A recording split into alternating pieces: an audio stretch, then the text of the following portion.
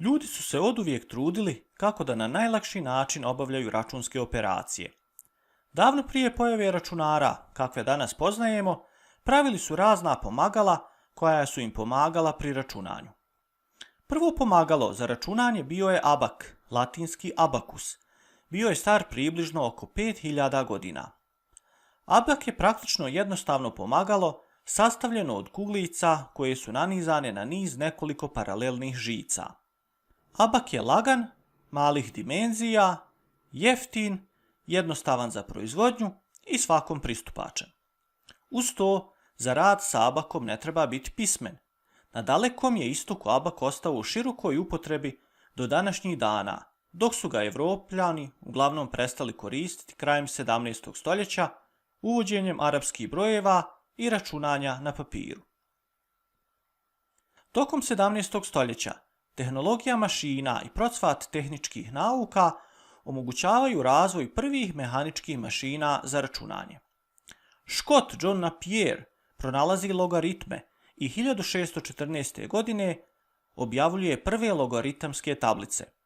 Uz pomoć logaritama množenje se može pretvoriti u sabiranje, a dijeljenje u oduzimanje, što pojednostavljuje računanje.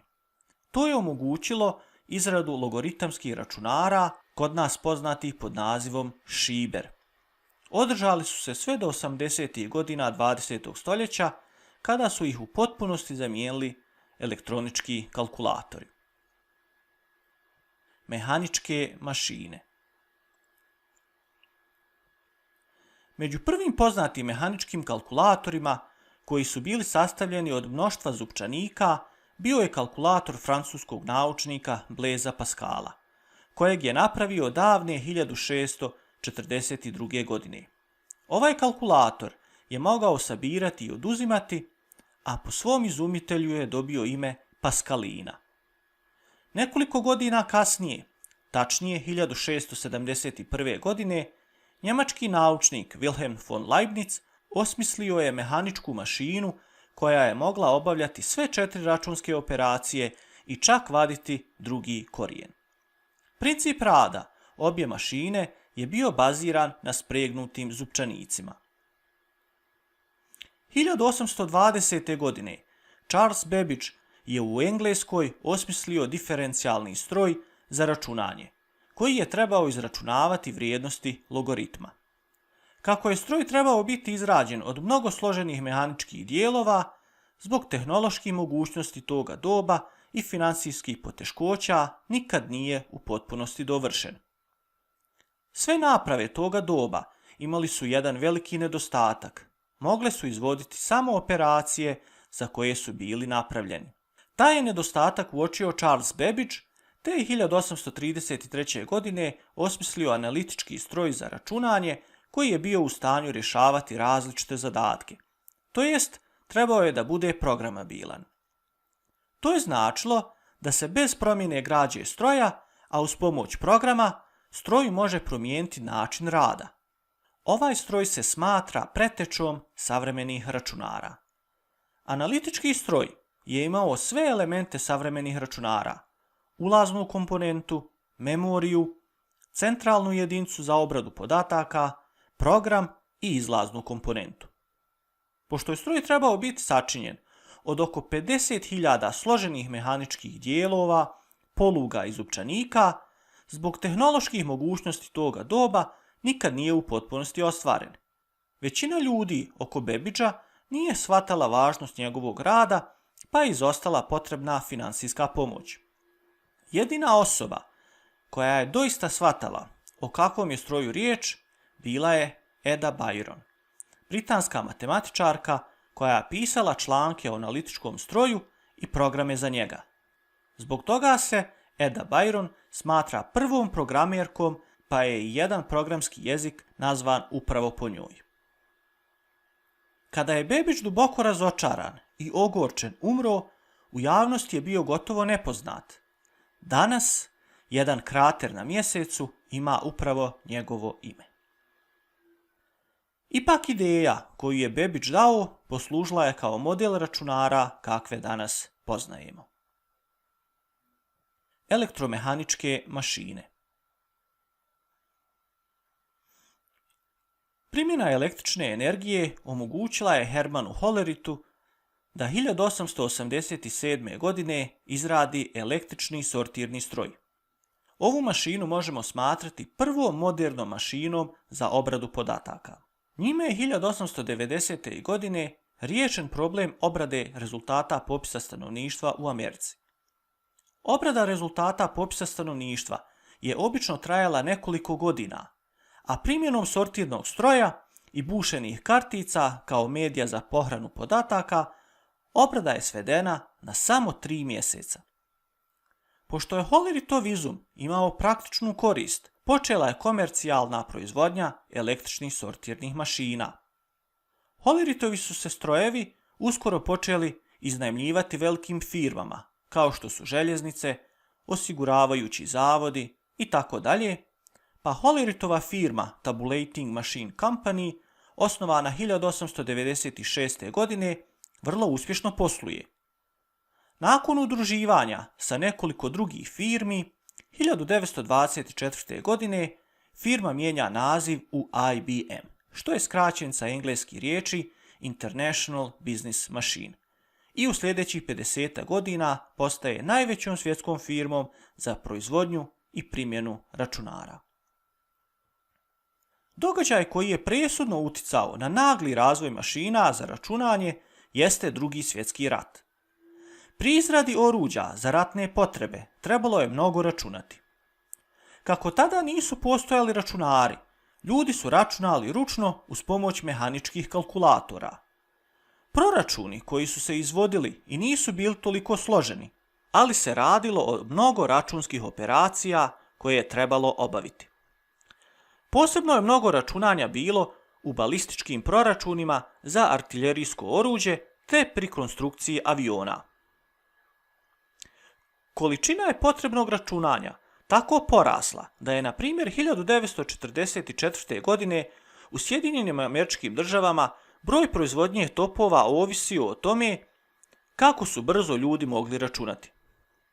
Zaraćene države, a posebno Sjedinjene Američke Države, bile su spremne uložiti praktički neograničena sredstva kako bi zauzvrat dobile djelotvorne strojeve za računanje. U Americi je Howard Aiken godine 1943. izradio elektromehanički računar poznat pod nazivom Mark I.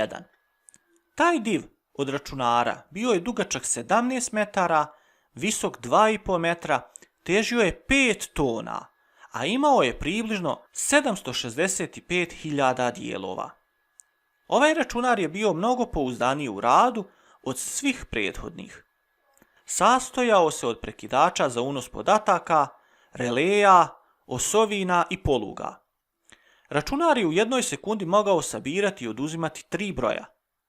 Množenje 2 broja trajalo je oko 6 sekundi, a dijeljenje malo više od 15 sekundi.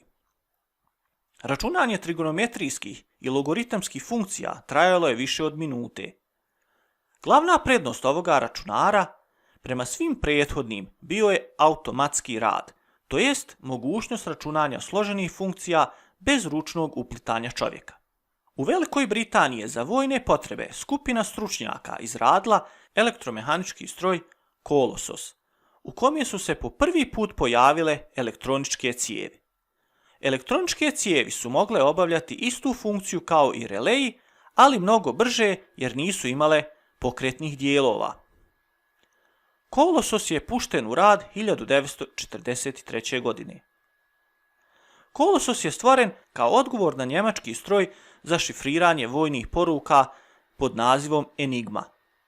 Bio je u stanju dešifrovati poruku šifriranu enigmom, što je saveznicima omogućilo saznati dragocjene neprijateljske informacije.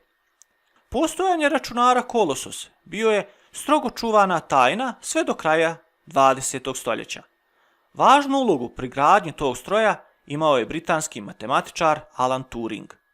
Upravo je Turing prvi koji je računarskom stroju dao ime kompjuter, od engleske riječi to compute, što u suštini znači računati. Elektromehanički računari. Računar ENIAC smatra se prvim elektroničkim računarom. Za razliku od svojih prethodnika, ENIAC je bio u potpunosti elektronički računar, pa je to razlog što se smatra prethodnikom savremenih elektroničkih računara. ENIAC je dovršen i pušten u rad u novembru 1945. godine, dakle tek nakon završetka Drugog svjetskog rata. ENIAC se sastojao od 17.468 elektroničkih cijevi. Bio je težak 30 tona i trošio električne energije kao približno 100 domaćinstava. Imao je snagu 174 kW. Za ENIAC-ov smještaj bila je potrebna prostorija od 300 kvadratnih metara. Između ostalog, koristio se za proračune prve hidrogenske bombe, a bio je u upotrebi do 1955. godine.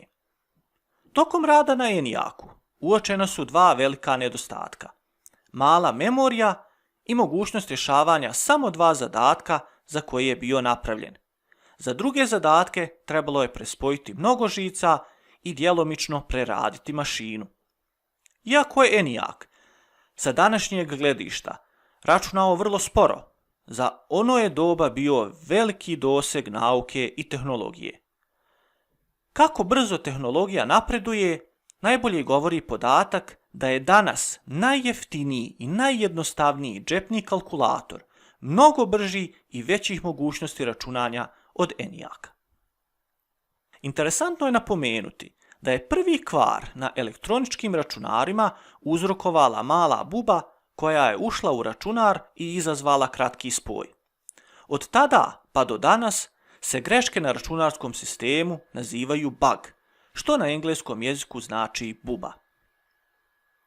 Zamisao o smještanju računarskog programa u memoriju zajedno sa podacima opisao je teoretski mađarski matematičar John von Neumann. Njegova ideja o računaru kojim bi upravljao izmjenjivi program smješten u memoriji bila je revolucionarna i zaokružila je niz važnih otkrića koja su bila temelj daljnjem razvoju računara. Još i danas se moderni računari uglavnom grade na von Neumannovom modelu, to jest arhitekturi računara. U historiji razvoja elektronike važan je datum 23. decembar 1947. godine. Tog su dana Walter Bretton, John Bardeen, William Shockley u Sjedinjenim Američkim Državama izumili tranzistor. Za to su otkriće 1956. godine dobili Nobelovu nagradu za fiziku. Tranzistor je mogao obavljati iste zadatke kao i elektronička cijev, ali je bio mnogo manji i trošio je manje energije. Uz to, cijena proizvodnje tranzistora je bila mnogo manja od cijene proizvodnje elektroničke cijevi, pa su tranzistori bili puno jeftiniji. Prvi računar za komercijalnu upotrebu temeljen na tranzistorima bio je UNIVAC, proizveden 1951. godine. Događaji se zatim dešavaju vrlo brzo. Jack Kilby iz firme Texas Instruments izrađuje 1958. godine prototip prvog integriranog kruga. Integrirani krug ili čip je komponenta koja na jednoj pločici poluvodiča ima više tranzistora i veznih elemenata. Takve komponente omogućavaju još veće smanjenje dimenzija, serijsku proizvodnju te snižene cijene elektroničkih sklopova. Integrirani krugovi kao komponente uskoro ulaze u računare i oni postaju sve manji i sve brži. Danas su praktično svi elektronički uređaji sastavljeni od integriranih krugova. Za razvoj tehnologije sve je više elektroničkih komponenti moguće smjestiti na jednu pločicu poluvodiča. Napokon 1970. godine nastaje mikroprocesor. To je integrirani krug kod kojeg je na pločicu poluvodiča površine nekoliko desetaka kvadratnih milimetara moguće smjestiti sve elektroničke elemente potrebne za rad centralne jedinice računara. Firma Intel 1971. godine proizvodi prvi mikroprocesor pod nazivom 4004, a ubrzo zatim i 4040. Godine 1973. ista firma proizvodi mikroprocesor 8080. Prvi mikroprocesor široko prihvaćen na tržištu koji omogućuje proizvodnju malih i jeftinih računara. Intel je sljedećih godina bio nesumnjiv gospodar tržišta mikroprocesora sa modelima 8086, 80286, 80386, 80486, Pentiuma i drugih. Ubrzani razvoj mikroprocesora omogućio je i pojavu i razvoj računara za osobnu upotrebu. Osobnim računarima nazivaju se računari namijenjeni najprije jednoj osobi čija je cijena dovoljno niska da takav računar može kupiti čovjek prosječne platežne moći. Osobni računari. Godine 1975. proizveden je računar Altair 8800, koji se smatra prvim osobnim računarom. Bio je zasnovan na Intelovom mikroprocesoru 8080. Ulazni uređaj su bili prekidači, a izlazni sijalice. Program se unosio u binarnom obliku uz pomoć prekidača, a rezultat se prikazivao kao binarni broj svjetlucanjem sijalica. Dva prijatelja, Bill Gates i Paul Allen, potaknuti pojavom Altaira 8800, za njega 1975. godine stvaraju prvi programski jezik BASIC, koji je znatno olakšao programiranje i približio računar širem krugu ljudi. Godine 1977. izrađen je osobni računar Apple II. Imao je tastaturu, priključak za monitor i ugrađenu programsku podršku, a koštao je $2.500 američkih dolara. Interesantno je za napomenuti da je imao 16 KB RAM memorije. Vremenom računaru su dodavani razni vanjski uređaji kao što su disketni pogon, monitor i drugi. Prvi iz grupe računara IBM PC pojavio se 1981. godine. Većina današnjih osobnih računara na neki je način potomak IBM PC-a. Prvi IBM PC je imao procesor koji je radio na radnom taktu 4,77 MHz, a imao je i disketnu jedinicu kapaciteta 160 KB. Kada je IBM projektirao svoj računar, posao izrade operativnog sistema prepustio je maloj i do tada nepoznatoj firmi Microsoft, čiji su osnivači bili Bill Gates i Paul Allen. Firma Microsoft je napravila operativni sistem poznat pod nazivom MS-DOS. Taj je operativni sistem postao najrasprostranjeniji operativni sistem za osobne računare. Na samom početku pristup računarima je bio ograničen.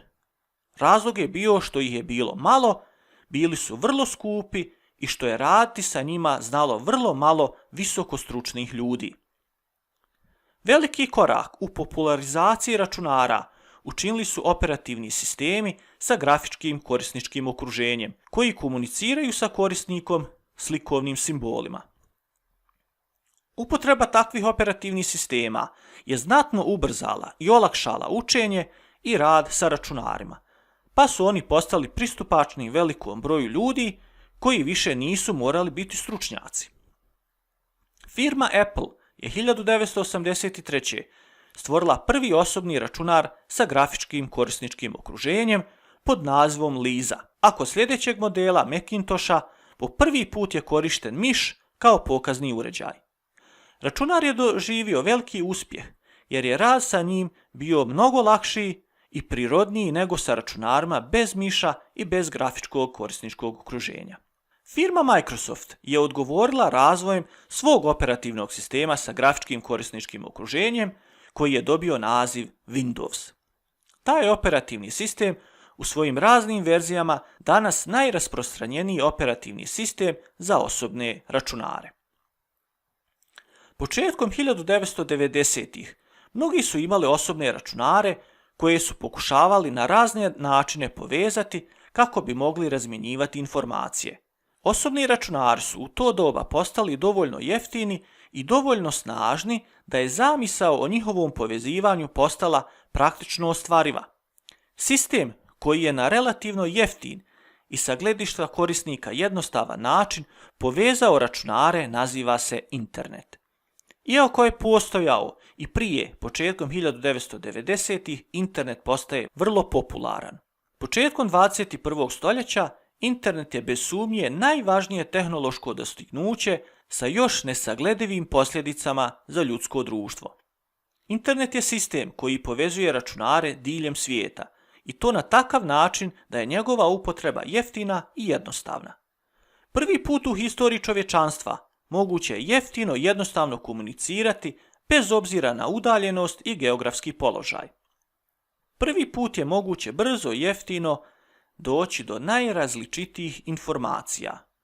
Prvi je put moguće praktično besplatno objaviti svoje misli cijelom čovječanstvu bez obzira na to kakve su i bez opasnosti da će ih neko cenzurisati. Internet je zato označio početak novog doba u kojem će računarska tehnologija zbližiti ljude više nego što je to ikome dosad uspjelo. Internet je stvorio uslove za razvoj mnogih novih tehnologija i procvat novih firmi. Navedimo samo dva primjera. Porastom količine informacija dostupnih na internetu bilo je sve teže u mnoštvu podataka pronaći traženu informaciju. Studenti Univerziteta Stanford, Larry Page i Sergey Brin, osnovali su 1998. godine firmu Google. Njihov je glavni proizvod bio sistem za pronalaženje informacija na internetu. Program za pretraživanje web stranica je bio rezultat njihovog istraživačkog rada na univerzitetu. Sistem je bio pun pogodak i uskoro je Google postao najpopularniji sistem za pronalaženje informacija na internetu.